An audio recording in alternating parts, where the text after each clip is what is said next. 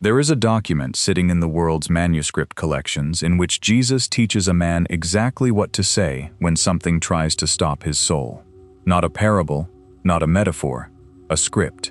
Two things, spoken in a specific order.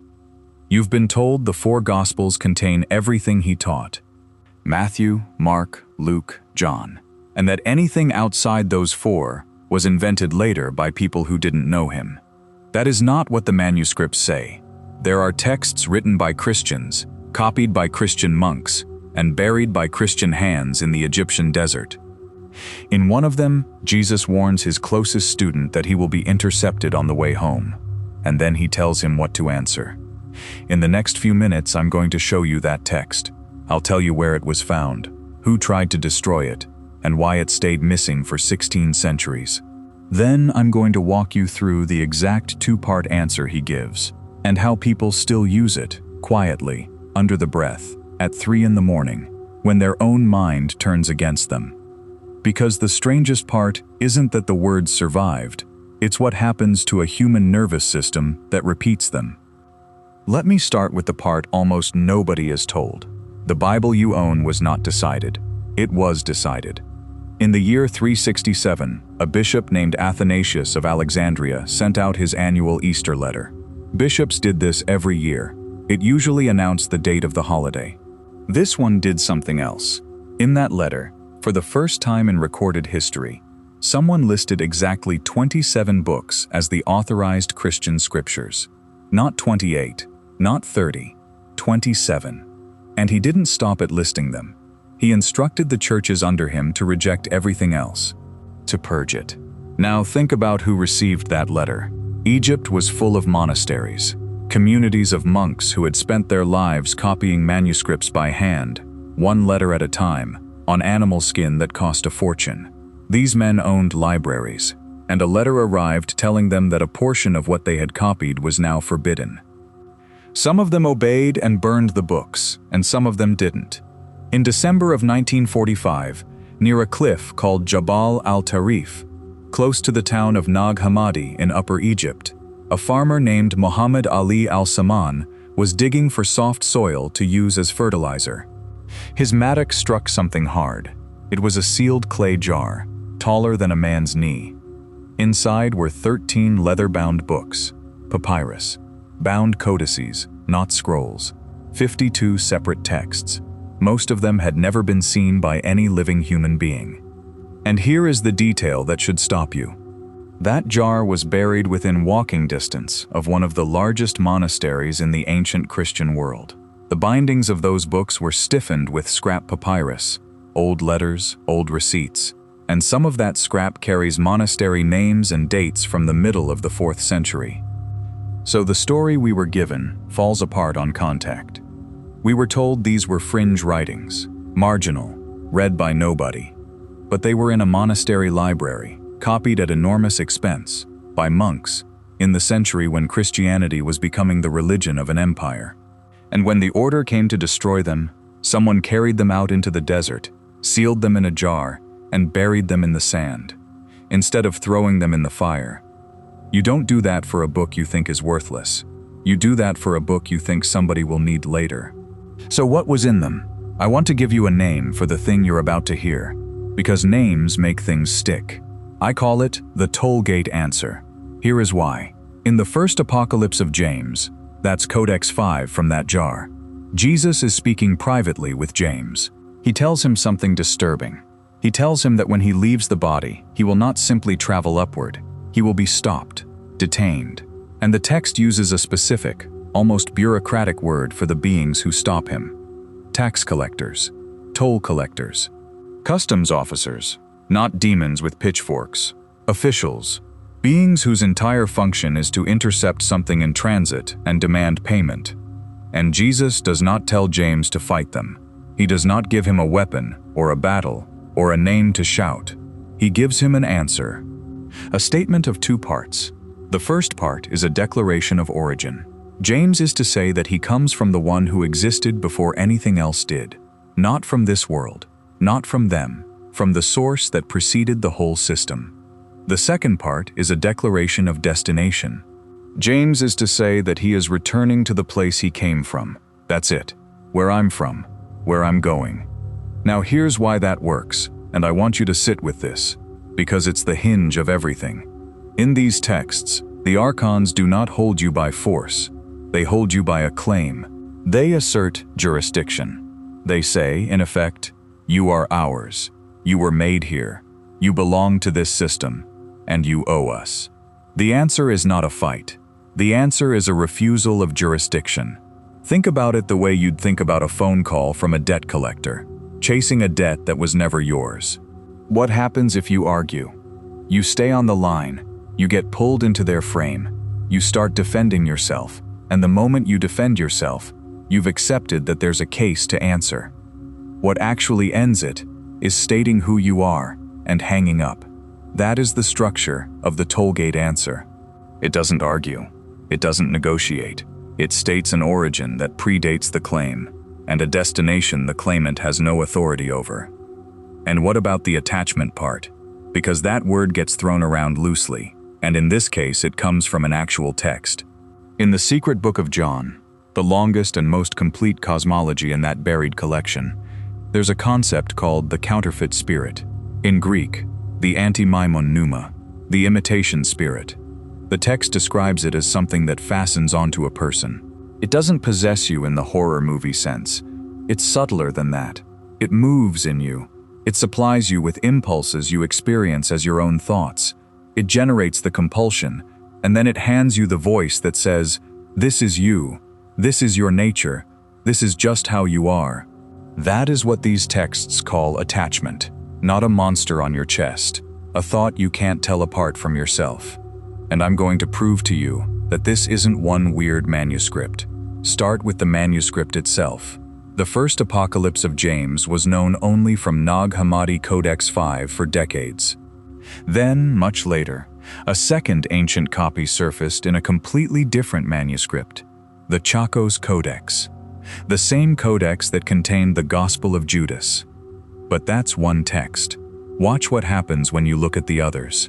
Two independent copies, two separate burials, two separate survival paths across 1600 years. That is not a fluke of one scribe. That text was in circulation. The Gospel of Mary was found in Cairo in 1896, nearly 50 years before the Nag Hammadi jar, in an entirely different codex. Different discovery, different century, different hands. And in it, Mary describes the soul rising past a series of powers, 4 of them. Each one stops the soul. Each one interrogates it.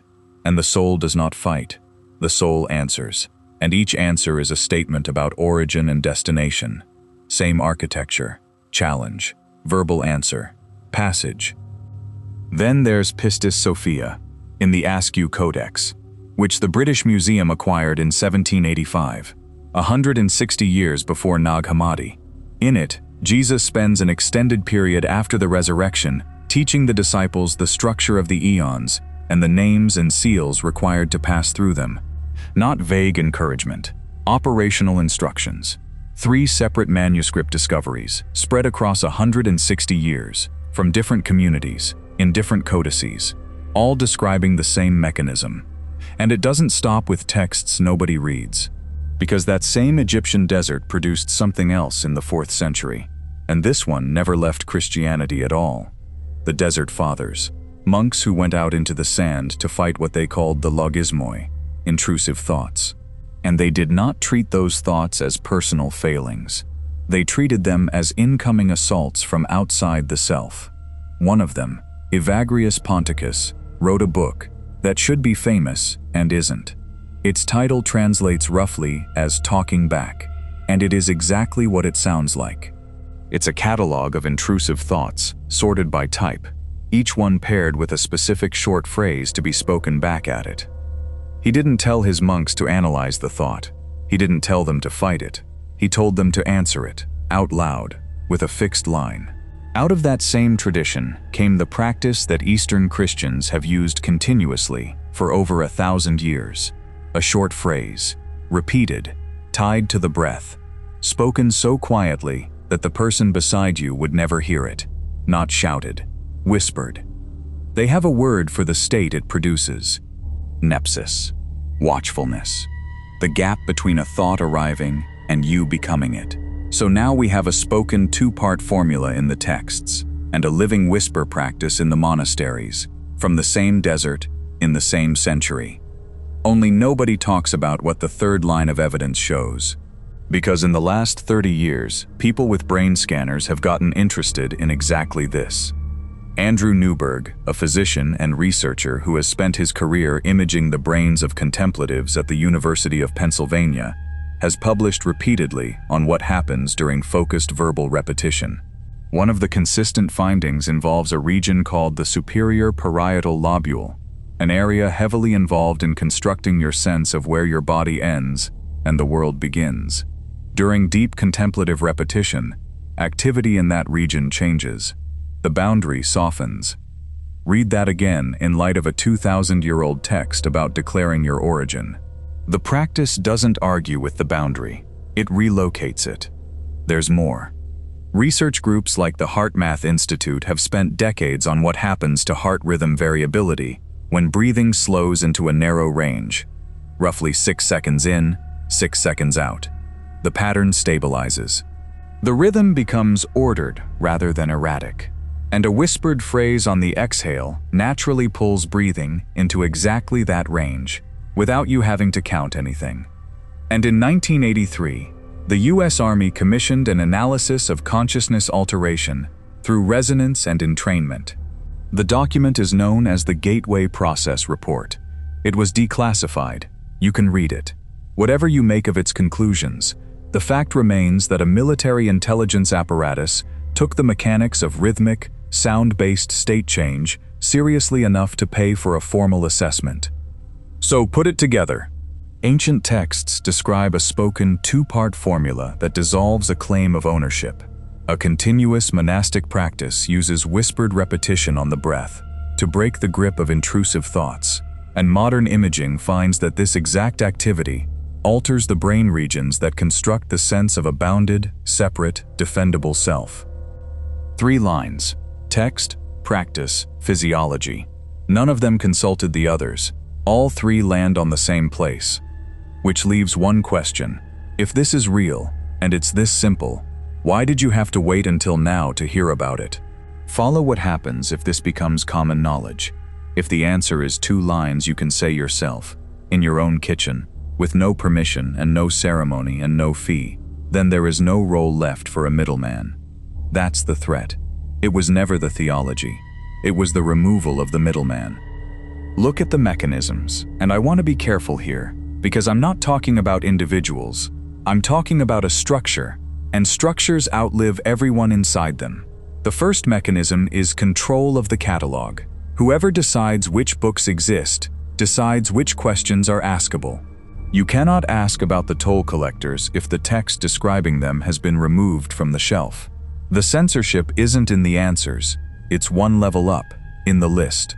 The second is mandatory mediation, the doctrine that access runs through an authorized channel. That forgiveness must be administered, that grace must be dispensed, that you cannot approach the source directly, but must approach the office that represents it. The third is language. For roughly 1,000 years across Western Europe, the liturgy was conducted in a language most people in the room could not understand. The words were said over you, not by you. You were the audience for your own salvation. And that structure had revenue. This is documented history, not speculation. By the early 16th century, the sale of indulgences, certificates reducing punishment for sin, was a financing instrument. The rebuilding of St. Peter's Basilica in Rome was underwritten in part by that trade. A preacher named Johann Tetzel was moving them through German territory in 1517, with a sales pitch aggressive enough that a monk named Martin Luther wrote 95 objections and changed European history. Forgiveness had a price list. Now think about what that structure required you to believe about yourself. It required you to believe you are a defendant, that your baseline condition is guilt, and your best hope is a favorable ruling from a court you cannot address directly. The texts in that jar say something different. They say your baseline condition is displacement, that you are not a criminal awaiting sentence. You are something from elsewhere that got taxed on arrival and told the tax was your identity. Those are not two versions of the same religion. They are two different accounts of what you are. And here is the part that should give you some quiet satisfaction. They lost. Somebody carried those books into the desert in the 4th century and buried them in a jar. And 1600 years later, a farmer's mattock hit the lid. Today, those texts are translated into English, sitting in libraries and on shelves, in editions you can hold in your hand for the price of a meal. Scholars like Elaine Pagels and Bart Ehrman have spent their careers making them readable for people who don't know Coptic. The suppression had a 16th century head start, and it still failed. So let me give you the practice. 3 steps. Easiest. First, step 1 is the watch. This is Nepsis, and it costs you nothing. The next time the loop starts, and you know the one, it's usually between 2 and 4 in the morning, and it's usually a list of everything you've failed at. Do not argue with it. Do not try to correct it. Arguing keeps you on the line. Instead, do one thing. Name it as traffic. Internally, plainly, a thought has arrived. Not I am worthless, but the thought I am worthless has arrived. That's all step 1 is.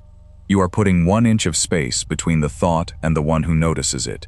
Evagrius's monks did this first, before anything else, because you cannot answer something you haven't identified as separate from you. Step 2 is the answer itself. 2 lines, on the exhale whispered, sit upright, feet flat, let the breath out slowly. On the exhale, barely audible, say the first line, the origin. I am from the light that was before this. Take the next breath in.